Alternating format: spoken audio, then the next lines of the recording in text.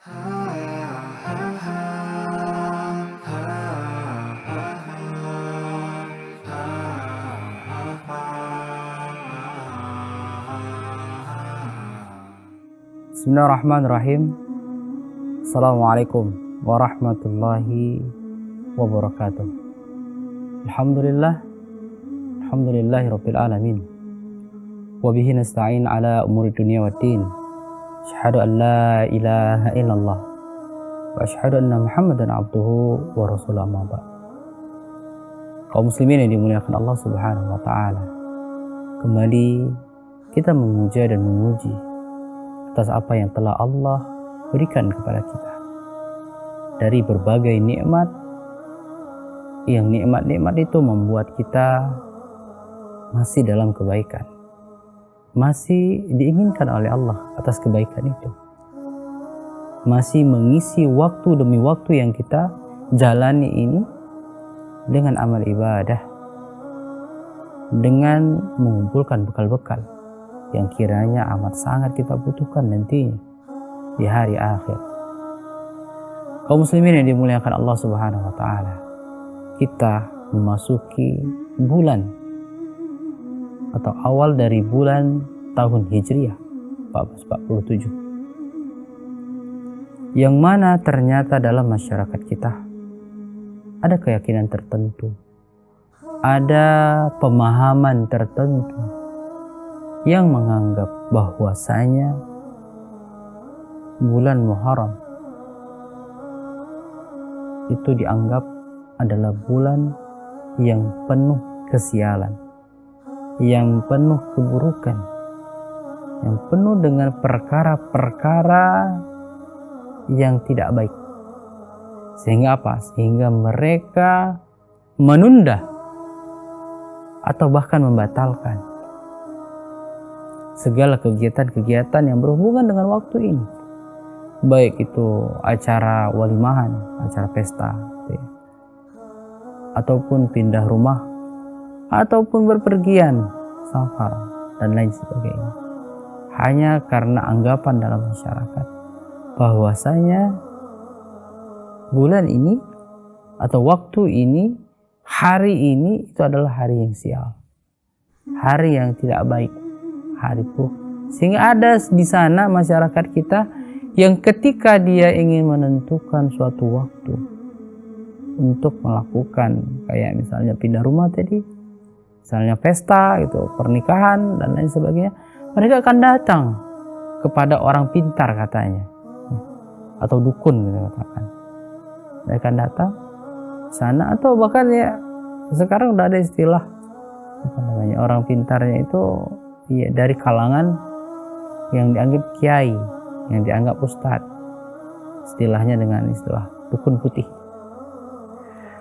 Mereka datang, kemudian mereka akan meminta petunjuk, meminta agar ditentukan atau dilihat nih waktu yang mereka ingin rencanakan, kira-kira aman, baik, bagus nggak kalau kita buat acara di waktu itu. Sebegitu lemahnya, sebegitu mirisnya kita melihat masyarakat kita yang mereka mengkaitkan sesuatu yang padahal dalam agama kita tidak dibenarkan. Dalam ajaran Islam kita bahkan sebaliknya melarang. Apa Rasulullah Sallallahu Alaihi Wasallam katakan dalam hadisnya? La tasubbud dahar, fa inna Allah Ta'ala huwa dahar. Rasulullah mengatakan dalam hadis yang diriwayatkan oleh Muslim, jangan kalian cela waktu, karena sesungguhnya Allah lah yang membolak-balikkan, yang mengatur dan mengisi waktu. Ini gambaran kalimat larangan yang disampaikan oleh Rasulullah. Karena apa? Karena seringnya kita dapati orang-orang kita, masyarakat kita itu sadar tidak sadar mereka mencela waktu. Apa perkataan di antara perkataan tersebut termasuk dia adalah bentuk pencelaan kepada waktu? Di antaranya ketika seseorang mengatakan, hari ini aku sial sekali. Hari ini aku sial sekali. ketika dia ditimpa satu masalah dengan masalah lainnya, ibaratnya dia katakan istilahnya sudah jatuh tertimpa tangga lagi. Kamu kok nyari ini apes? Nah, apes juga, kata-kata apes juga sering gitu. Aduh sial, aduh, atau mencela hujan gitu, atau hal-hal yang berkenaan dengan waktu. Ya. Ketika itu yang terjadi, maka dia termasuk perbuatan mencela waktu. Itu tidak dibenarkan. Akan jelas ada larangannya. Sebagaimana juga Rasulullah menyampaikan hadis lainnya, yang Rasulullah mengatakan, Allah berfirman, Allah mengatakan, anak-anak Adam itu menyakitiku. Anak-anak Adam itu menyakitiku. Dengan apa? Dengan mereka mencela waktu.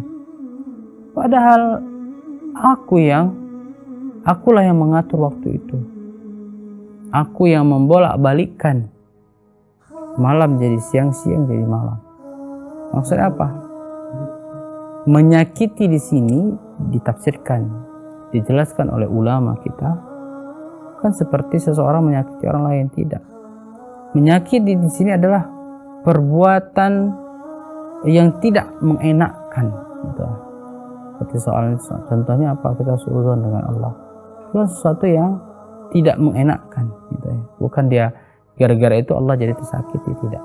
Nah, di sini adalah perbuatan kita yang buruk. Allah katakan di situ, ketika seseorang itu dia mencela waktu, padahal Allah yang menciptakan, mengatur, membuat, mengisi waktu itu Allah.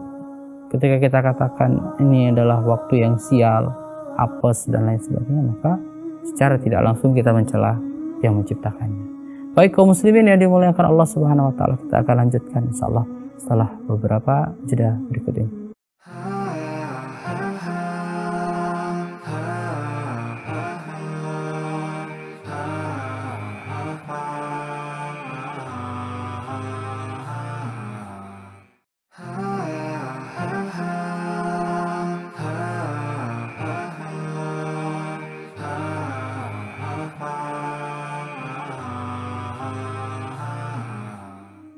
Baik kaum muslimin yang dimuliakan Allah Subhanahu wa taala, masih dalam acara kita di Nu'min Sa'ah. Yang kali ini kita mengangkat tema tentang adakah waktu atau hari yang sial. Ya.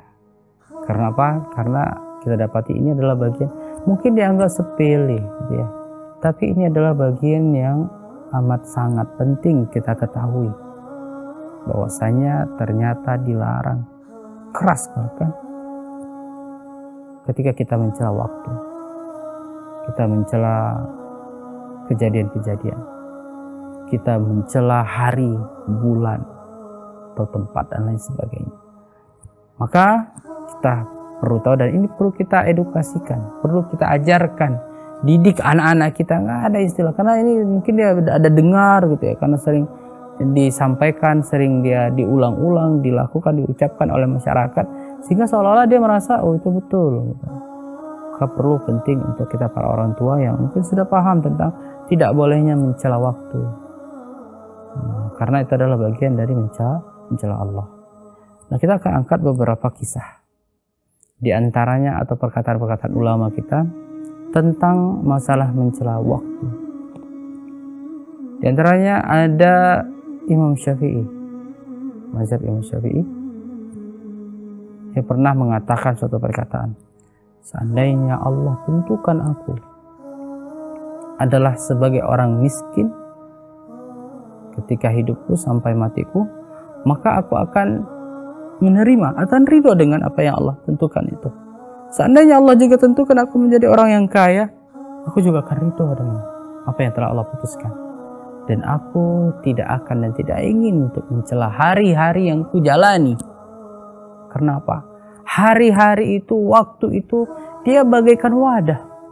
Sebuah ember kalau kita katakan, wadah lagi yang diisi di dalamnya barang atau air dan lain sebagainya. Dia adalah wadah. Dan isinya adalah takdir yang telah Allah tentukan. Isinya adalah takdir yang Allah tentukan. Baik takdir yang baik maupun takdir yang buruk. Semuanya telah Allah buat di Lauhul Mahfuz untuk setiap hambanya. Maka di sikap kita adalah menjalani apa yang telah Allah tentukan itu. Yang itu tentu berhubungan dengan waktu. Dia berhubungan dengan jam, hari, minggu, bulan, dan lain sebagainya. Maka alangkah mirisnya, alangkah menyedihkannya, alangkah buruknya seseorang yang mencela waktu padahal Allah yang menciptakan waktunya. Ketika kita tidak menerima apa yang telah Allah putuskan, maka kita dipertanyakan keimanan kita tentang iman kepada takdirnya Allah, qada dan qadarnya Allah, baik itu sesuatu yang baik maupun itu yang buruk. Dan kalaupun ada sesuatu yang bisa merubah takdir itu, dia adalah doa, dia adalah amalan yang kita lakukan. Maka ketika kita berdoa kepada Allah, minta kepada Allah sesuatu yang baik bagi dunia kita, lebih-lebih lagi nanti baik untuk akhirat kita. Bukan meminta sesuatu yang kita anggap ini adalah baik. Kenapa? Karena bisa jadi sesuatu yang kita anggap baik itu ternyata tidak baik untuk kita. Sesuatu yang kita anggap buruk itu tidak kita inginkan, tidak kita sukai, ternyata itu yang terbaik untuk kita. Allah Maha mengetahui dan kita tidak tahu dengan apa yang terbaik untuk kita, bahkan untuk diri kita sendiri. Nah, kaum muslimin yang dimuliakan Allah, berhubungan dengan waktu tadinya, itu adalah suatu perkara yang sudah seharusnya sikap seorang mukmin ketika dia mendapatkan ujian dari Allah, maka dia tidak kaitkan dengan waktu dan mencela waktu. Atau dengan istilah perkataan, coba aku tadi tidak melakukan ini dan ini, tentu aku tidak akan terjadi seperti ini. Dia menyesalkan dengan apa yang telah dia lakukan. Nah, itu adalah bagian dari seolah-olah dia tidak menerima apa yang telah Allah tentukan untuknya, mencela dengan apa yang telah Allah tetapkan untuknya. Padahal kita yang diajarkan bagaimana? Kita tetap mengucapkan alhamdulillah. Ketika itu yang sesuatu yang baik yang kita senangi, kita sukai, itu ditakdirkan Allah, kita ucapkan alhamdulillah. Itu adalah bagian dari syukurnya kita. Tapi ketika kita mendapatkan ditimpa sesuatu yang enggak baik menurut kita, atau sesuatu yang dianggap itu adalah musibah, sesuatu yang dianggap itu adalah ujian, cobaan, maka apa yang kita katakan? Alhamdulillah ala kulli hal. Segala puji bagi Allah atas segala sesuatunya, atas segala keadaannya. Bukan malah kita mencela waktu itu, kesialan itu, tidak. Bisa jadi yang kita lakukan apa? Introspeksi diri, evaluasi diri kita. Karena tidaklah sesuatu yang buruk yang menimpa kita kecuali itu disebabkan oleh dosa atau kesalahan atau perbuatan tangan kita sendiri. Setiap dosa, kejahatan, keburukan yang kita lakukan, kita akan dapatkan balasannya. Al-jaza'u min jinsil amal. Kalau itu adalah baik, maka dia akan dapat baik. Kalau itu adalah buruk, maka keburukan yang akan dia dapatkan. Imma baik dia itu akan kita dapatkan ketika kita di dunia, atau Allah tahan, dia akan dapatkan nanti ketika di akhirat. Na'udzubillah. Maka kaum muslimin yang dimuliakan Allah, berbicara tentang masalah takdir ini, bagian dari apa yang telah Allah tetapkan ini, maka kita harus tanamkan konsep itu. Konsep cuma dua, sabar atau syukur. Sabar atau syukur. Bersyukur ketika Allah berikan kepada kita berupa nikmat kebaikan. Bersabar ketika Allah timpakan, Allah berikan, Allah takdirkan kepada kita sesuatu yang itu adalah bagian dari misalnya musibah, kehilangan, sakit misalnya, masalah yang berat misalnya, hutang yang banyak misalnya, dan lain sebagainya, ditipu orang misalnya, dan lain sebagainya. Itu adalah bagian dari takdir yang buruk. Baik kaum muslimin yang dimuliakan Allah Subhanahu wa taala, kita akan lanjutkan insyaallah setelah beberapa jeda berikut ini.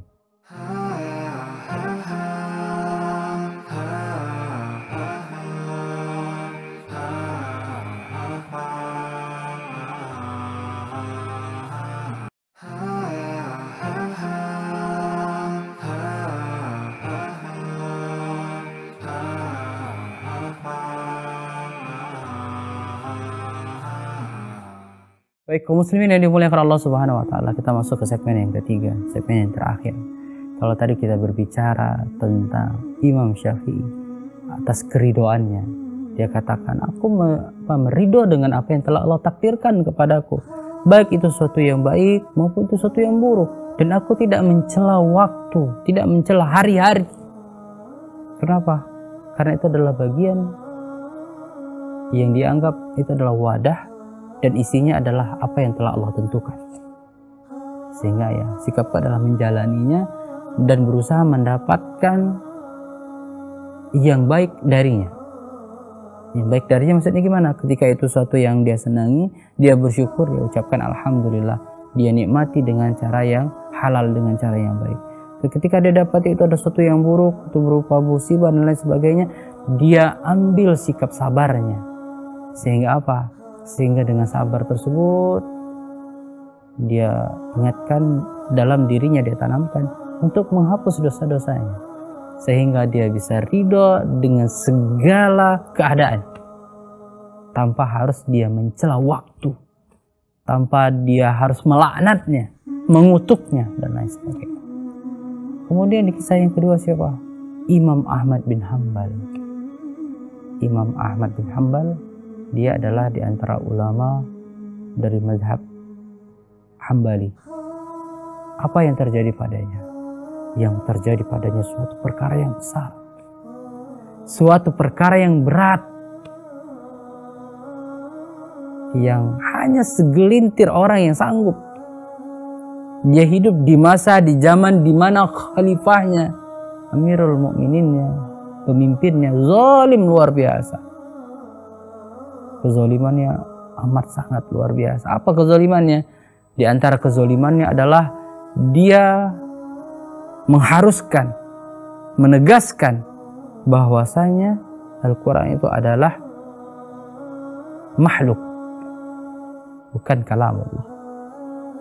Sehingga siapa saja menentang pernyataan ini, maka imma dia dibunuh atau paling minimal dia ditahan. Dan mereka mulai dari para ulamanya,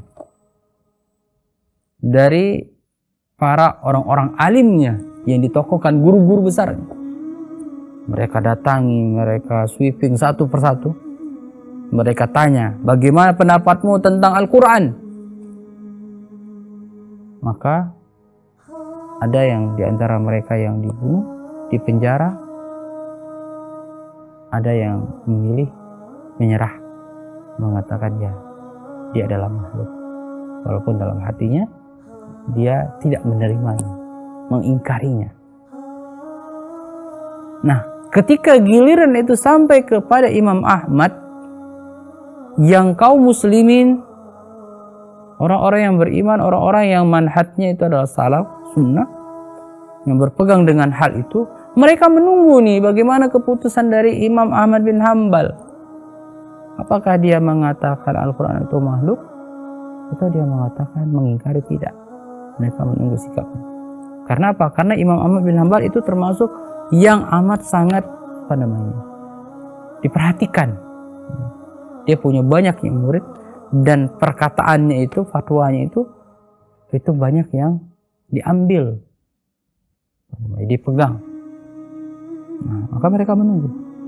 Dan Imam Ahmad ketika dia mendapatkan kejadian itu, maka sikap dia apa? Kalau Imam Syafi'i ketika itu dia hijrah, pergi jauh dia. Kenapa? Dia menganggap itu adalah sesuatu yang mafsadatnya lebih besar. Sehingga dia pergi menjauh, meninggalkan tempat itu, sehingga tidak berhubungan dengan khalifah yang zalim tadi. Imam Ahmad apa yang dia lakukan?